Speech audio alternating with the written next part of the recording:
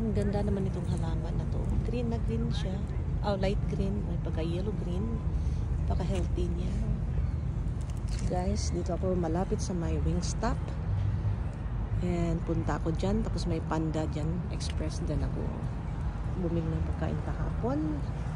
Tapos dito yung Walmart area guys. Ayan. Tapos may ganyan. Morgan Hill Athletic Club. Dyan.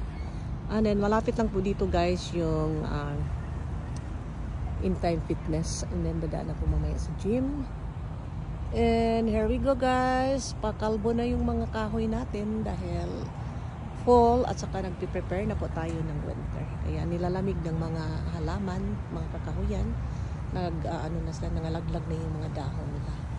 Okay guys, nandyan po ang car show na area. Puntahan natin yan mamaya. Thank you guys for watching. See you in my next vlog. Bye-bye.